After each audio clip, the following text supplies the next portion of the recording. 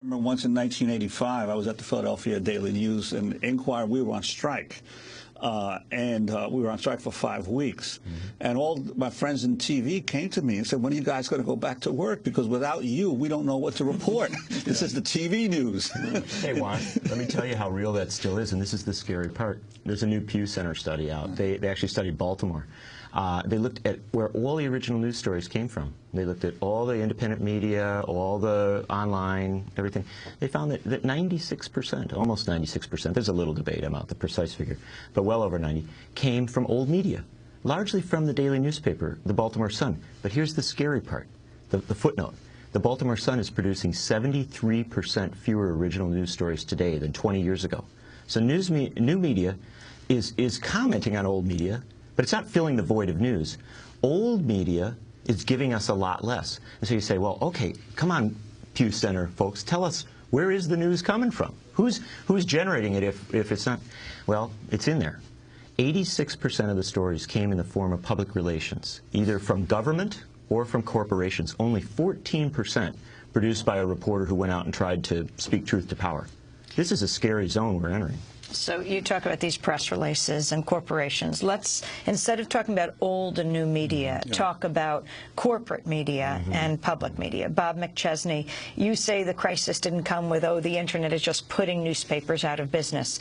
Explain that divide and what you think has brought journalism to where it is today. There's been a long-term tension between private ownership of media and the public good that is journalism, what we need to govern our own lives.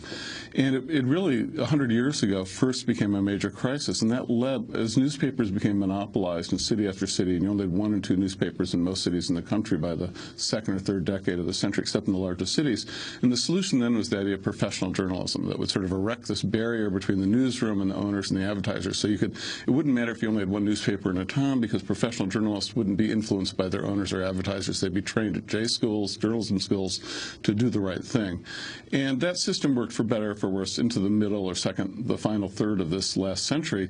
But what happened then is you saw the increasing conglomerization, concentration, takeover of newsrooms, both broadcast and print, by large chains.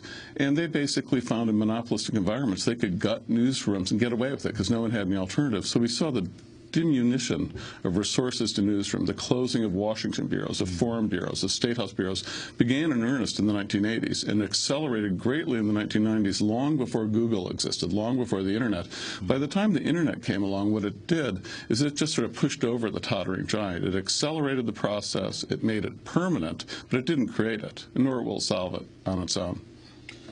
Now, you have some solutions, some unusual solutions that you posit in your book in terms of how the country can invest in the infrastructure of news dissemination for the public. Could you talk about some of those solutions? We try. And one thing that we're trying to do with this book, though, is open a dialogue, not close it.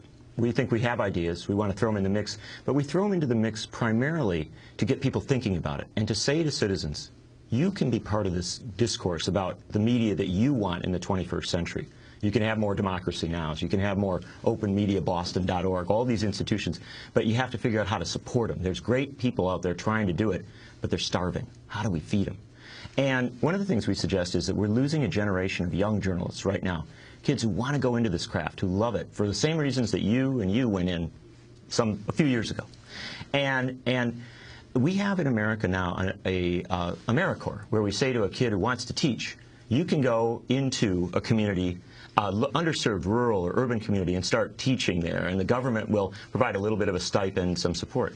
Why not a news AmeriCorps, where we send young people into communities to work at community radio stations, to work to develop news sites in underserved places, maybe to supercharge a high school radio station, something like that.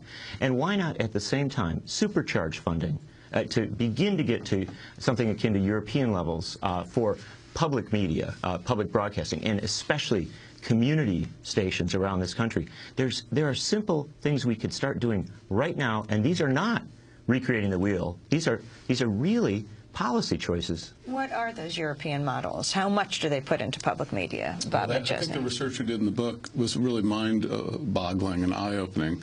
Just start with the American tradition first. Our own tradition in the first half of the 19th century, we wanted to compute, this federal subsidy from the post office, which primarily was the distribution arm of newspapers. That's 95% of its traffic.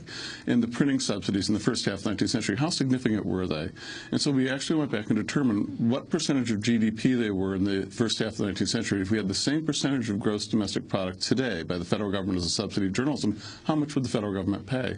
And it was $30 billion. I mean, it was such an enormous investment by the federal government to create a free press. It wasn't just a piddly side thing. It was, after military, the largest expense of the federal government for the first 75 years of our history, into the Civil War period. And then we went to look at other, generally when people ask about government subsidies, they think of Nazi Germany, Stalinist Russia, Pol Pot. They think of all these terrible dictatorships. And we said, well, that's not really the relevant comparison for the United States. We should look at other democracies.